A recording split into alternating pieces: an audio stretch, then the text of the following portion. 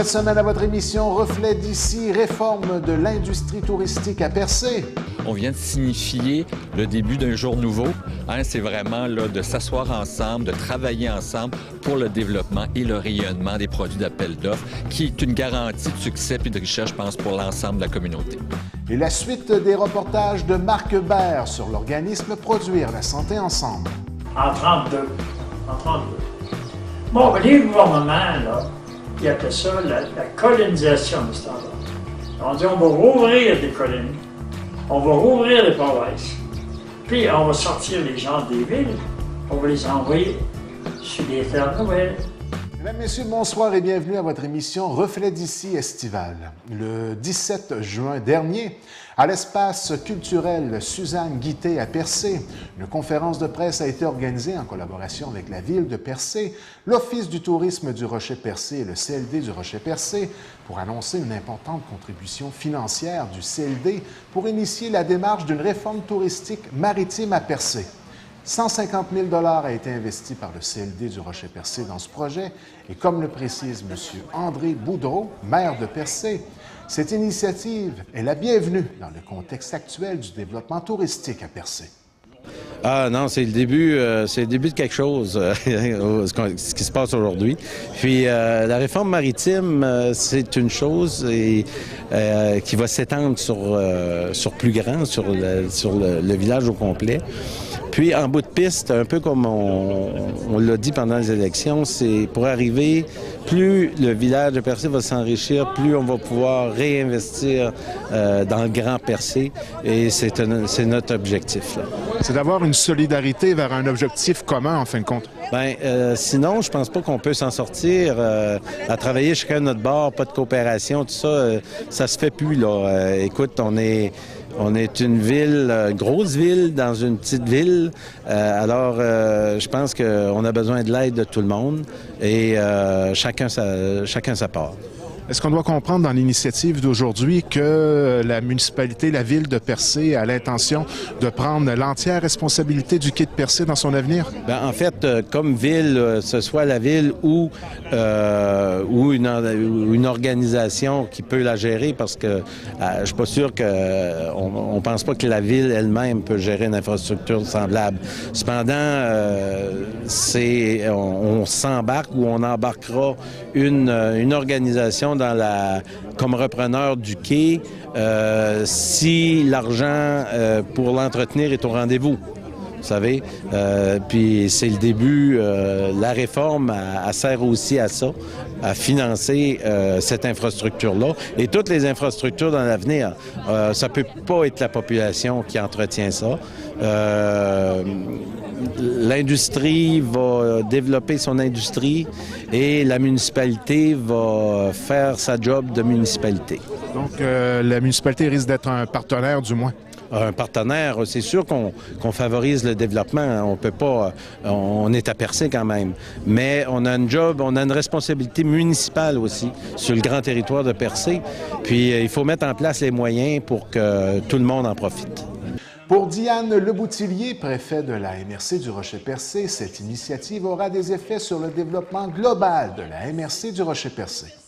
D'ailleurs, au niveau de la MRC, depuis 3 ans, là, on a vraiment priorisé avec les partenaires du milieu Percé comme projet majeur. L'industrie touristique, c'est majeur chez nous.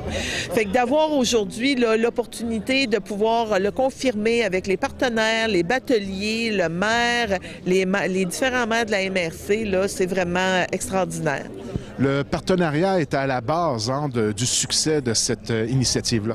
Oui, effectivement, c'est une question de partenariat parce que seul, on ne peut pas y arriver. C'est qu'on a vraiment besoin de la collaboration de tout le monde. Puis tout le monde est là aussi pour mettre l'épaule à la roue. Est-ce qu'il y a un calendrier de réalisation qui a été mis en place ou c'est une évolution qui va aller sur une période, disons, à moyen terme? Bien, quand on a écouté le maire, M. Boudreau, tout à l'heure, là, on parle avec toute l'ampleur des travaux, l'ampleur de toutes les démarches à faire. On parle là, graduellement, là, tout va se faire, va se mettre en place, mais on voit ça là, sur une durée de 10 ans. Au niveau du développement touristique de Percé, quand on parle de la promenade, du quai, de l'enfouissement des fils, le géoparc, c'est enclenché, les stationnements, ça fait que c'est des projets d'envergure, mais Percé est d'envergure internationale. Fait que c'est sûr qu'un projet majeur ne peut pas se régler là, en l'espace d'un an ou deux. Puis en plus, quand on regarde avec il y a différents ministères aussi qui sont impliqués parce que Percé est quand même un arrondissement naturel. Puis c'est un joyau, pas seulement en Gaspésie, c'est un joyau au Québec, c'est un joyau pour le Canada et à l'international. Cette démarche aura aussi des répercussions positives sur le parc national de l'île Bonaventure et du Rocher-Percé et les bateaux de croisière Julien Cloutier.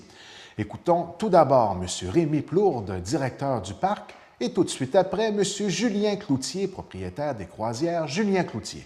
Tout à fait. Je savais, tout est en lien dans l'industrie touristique à Percé.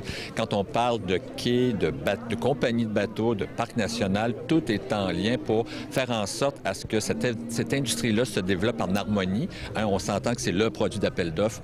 Et le fait aussi de mieux vendre l'ensemble du produit d'appel avec l'ensemble des partenaires, c'est-à-dire avec la ville, avec les compagnies de bateaux, parc national. On s'inscrit dans cette démarche, dans cet engagement-là de tous travailler ensemble et de collaborer ensemble pour le développement et le rayonnement de Percé. Hein, vous savez, Percé, la MRC, dans la MRC, Percé, c'est vraiment le produit d'appel, mais il y a aussi toute la MRC qui se développe de plus en plus. Donc, il faut que Percé aille bien pour que le reste de la MRC aille bien aussi. Donc, la solidarité de l'ensemble des partenaires demeure la clé du succès de ce projet-là. Tout à fait. Je pense qu'on vient de signifier le début d'un jour nouveau. Hein, c'est vraiment là, de s'asseoir ensemble, de travailler ensemble pour le développement et le rayonnement des produits d'appel d'offres, qui est une garantie de succès et de richesse, je pense, pour l'ensemble de la communauté.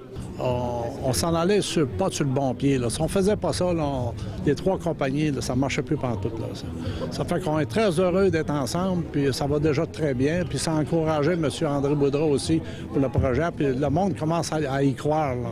Le monde, on dirait qu'ils ne sont pas trop contents, mais j'ai l'impression que le monde vient d'embarquer. Tout le monde va embarquer à bord du bateau. Là. Et tout ça, naturellement, en ayant pour objectif d'améliorer la qualité du service et de consolider sur le long terme. Oui, la qualité du service, puis avoir des infrastructures qu'on peut travailler comme il faut, puis avancer dans d'autres projets qui s'en viennent, que je suis dans d'autres projets, le projet de la promenade, le projet du quai, le projet du Mont-Saint-Anne, faut qu'on y va parce que là, on a besoin de ça, Percé. C'est une place touristique mondiale, puis faut qu'on va de l'avant, puis on va travailler avec ceux qui veulent travailler, puis ceux qui ne veulent pas, mais ils iront s'asseoir dans le fond. Le CLD du Rocher-Percé a demandé à plusieurs partenaires de s'engager publiquement par une signature du projet de réforme globale du Percé touristique. Les partenaires sont invités à se joindre à la démarche qui permettra à la réforme de s'ouvrir au territoire naturel de la route du Rocher-Percé. Alors maintenant, cette semaine, dans notre volet « Découvrir, produire la santé ensemble », nous vous présentons des témoignages de citoyens qui nous parlent de l'arrivée de Produire la santé ensemble à Val-d'Espoir, ainsi que de quelques souvenirs de ce que vivaient les premiers habitants du village. Les images que vous allez voir sont un extrait du documentaire « Produire la santé ensemble » qui sera diffusé début juillet sur nos ondes.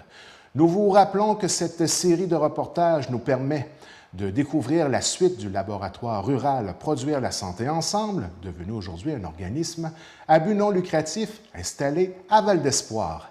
Alors cette semaine, Marc Baird donne la parole à M. Robert Baudry et M. Roberto Blondin, deux citoyens de Val-d'Espoir.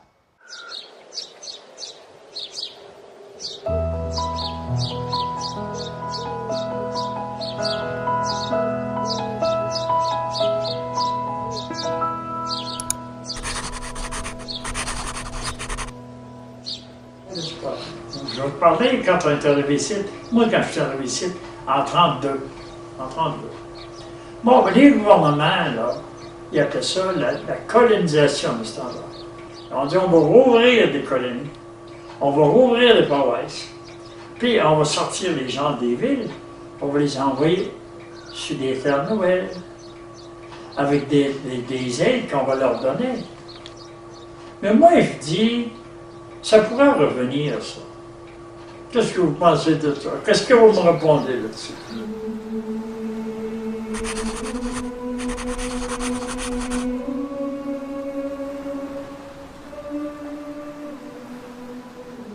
Val d'Espoir s'est fondé avec du monde de la Beauce, du monde de Québec, de Cap-d'Espoir, de Percé, de Grande-Rivière, du Côté-Nord. Ils sont réunis ensemble avec leur force, avec leur façon de faire. Ils n'avaient rien, là. Quand ils sont arrivés à Val d'Espoir, c'était vraiment du bois. Ils ont défriché, ils ont fondé la première église, la chapelle. Tout le monde avait des compétences. Dans ce temps-là, ce n'était pas des bacs ou des maîtrises, c'était l'université de la vie. Son père, il avait montré comment faire, puis il avait le cœur gros de même, puis il disait, je vais avoir ma propre terre, je vais avoir ma propre ferme, je vais nourrir mes enfants. C'était ça avant, là. Tu sais, en 1930, c'était ça, là.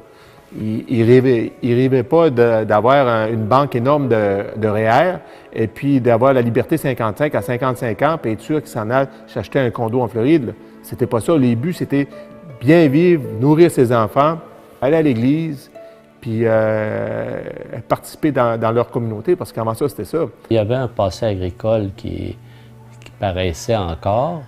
Il y avait eu d'abord l'école d'agriculture qui avait joué un grand rôle dans les années 40, 50, 60. Mais il y avait eu un délaissement, là, une rupture avec l'agriculture à moyenne échelle. Je me rappelle une fois, vu qu'il n'y avait pas de frigidaire, mon grand-père me contait que il ne tuait pas tous les bœufs en même temps. Il y en a un qui tuait, mais il en donnait une partie de son bœuf à son voisin. Il séparait. Mais quand l'autre tuait, il faisait la même affaire. Donc, ils avaient de la viande qui pouvait se conserver plus longtemps. Personne ne tuait en même temps. Donc, c'est comme c'était comme une sorte de coopérative, si tu veux. Tout le monde s'entraidait d'une façon, puis à travers la misère, parce que nos grands-parents, les fondateurs, ont trimé fort pour avoir ça, là. Et puis c'est l'arrivée de quelques jeunes au début, quelques jeunes femmes, jeunes hommes qui ont trouvé qu'à Val d'Espoir, ça pouvait être intéressant. Ça nous a marqué, ça nous a impressionné que ces gens-là disent, oui, ça pourrait être, c'est un milieu intéressant. Pourtant, nous autres, on pensait que, tu sais, quand on est sur le déclin, ben on ne trouve pas ça tellement intéressant. En tout cas, ça nous a donné confiance, ça nous a donné de la fierté que peut-être qu'on avait perdue. Regardez les possibilités de Val d'Espoir en agriculture, regardez les possibilités de Val d'Espoir avec le capital humain, parce que le capital humain à Val d'Espoir est très important. Le capital humain, c'est ça qui nous permet de garder notre église. Le capital humain, c'est ça qui nous permet de garder notre école, notre salle communautaire, notre patinoire, notre petit café. C'est le capital humain qui permet de faire ça.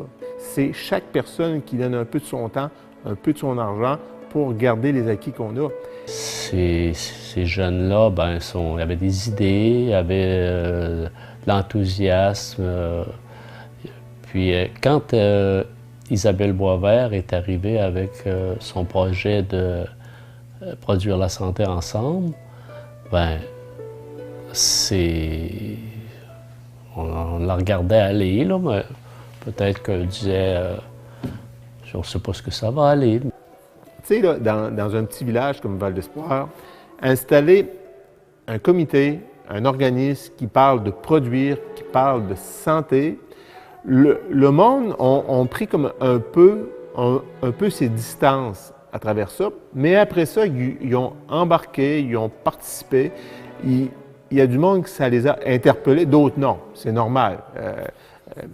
Il y a des personnes qui ne peuvent pas comprendre qu'ils vont payer une pièce de plus, mais il va y avoir des carottes faites ici, mais il est mieux acheter les carottes aux États-Unis à 3,99.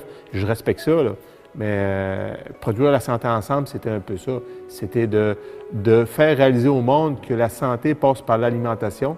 L'alimentation ici à Val-d'Espoir ou dans la MRC Rocher-de-Percé, on a tout pour faire une bonne alimentation saine et biologique.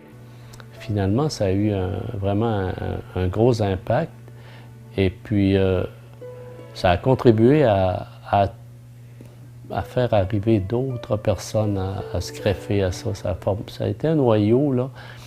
En tout cas, Isabelle, moi, je trouve qu'on lui doit beaucoup. Bien, écoute, tu sais que quand tu implantes quelque chose de nouveau, tu vois les répercussions quelques années plus tard. Ce que ça a emporté, un organisme comme ça, puis des personnes qui sont liées à l'organisme, autant de l'extérieur qu'à Val-d'Espoir même, ça a emporté une autre façon de penser. Des fois, on est ancré dans nos façons de penser, on est ancré dans nos façons de voir les choses. Avoir un air frais, un air nouveau. Tu prends exemple, un nouvel arrivant versus un gars de la place. Le gars de la place est ancré dans une façon de faire, dans une façon de penser. L'arrivant, lui, il a peut-être fait 500-600 endroits qui a resté. Puis à travers ça, il a acquis des choses. Il a vu des choses, des façons de faire. Donc, si on est capable de faire un bon mix de tout ça, c'est gagnant-gagnant. Parce que autant le nouvel arrivant va en apprendre de nous autres, autant qu'on va en apprendre de lui. Puis c'est comme ça que les colonies sont fondées, c'est comme ça que Val-d'Espoir s'est fondé.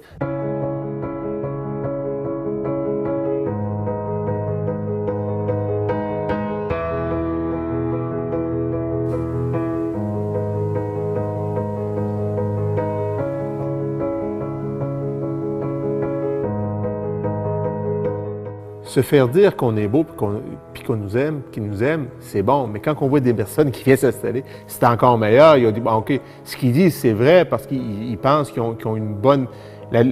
Quand une personne est prête à s'installer dans un village qui vient de l'autre bout du Québec ou bien de Grande-Vallée ou bien de Chandler, bien, tu dis, OK, c'est parce qu'il apprécie le village. Il trouve que oui, j'ai une possibilité là de vivre sainement puis avoir une bonne qualité de vie.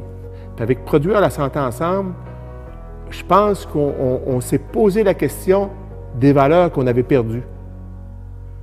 Je pense que ça a un peu emporté ça. En tout cas, ça a fait une démarche à travers ça. Les enfants, avec les petits cuistots, ils ont redécouvert c'était quoi faire de la cuisine. C'était quoi goûter aux aliments? C'était quoi prendre la peine de s'asseoir en famille, pas un devant la télévision, l'autre devant son net, puis emporte-moi une pizza McCain, puis c'est bien correct de même. S'asseoir puis de déguster ce qu'on a fait ensemble.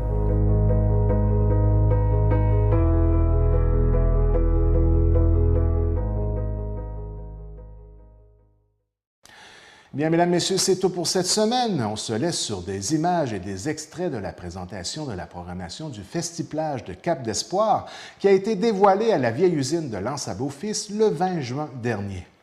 On découvre ensemble l'excellente programmation prévue pour le 10e anniversaire du Festi-Plage.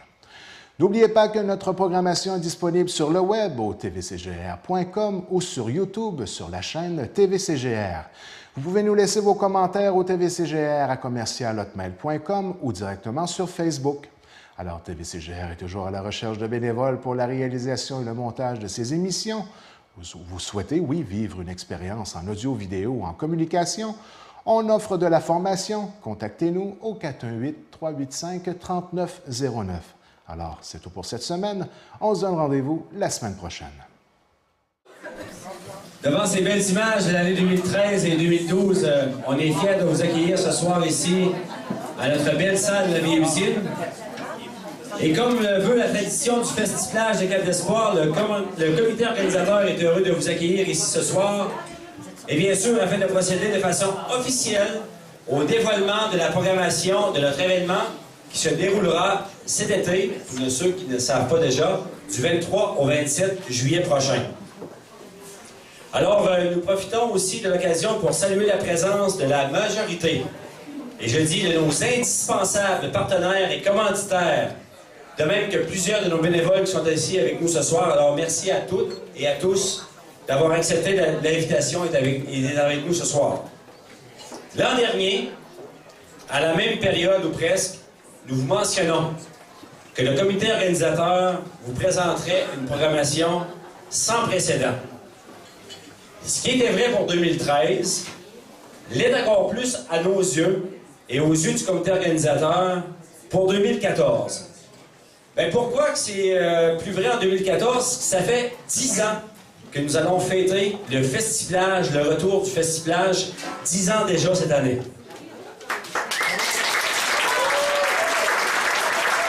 Donc, 10 ans plus tard, on souligne ça ce soir en grande pompe. Donc, je pourrais dire qu'à 10 ans, on a atteint une certaine maturité, majorité. Les jeunes, c'est 18 ans, j'en sais quelque chose. Là, nous autres, c'est 10 ans. 10 ans, on peut dire qu'on est majeur. Donc, on a travaillé fort pendant 10 ans. On a présenté une grosse vedette. Je me souviens, il y a 3 ans, Maréchal Toupin, pour nous autres, c'était comme...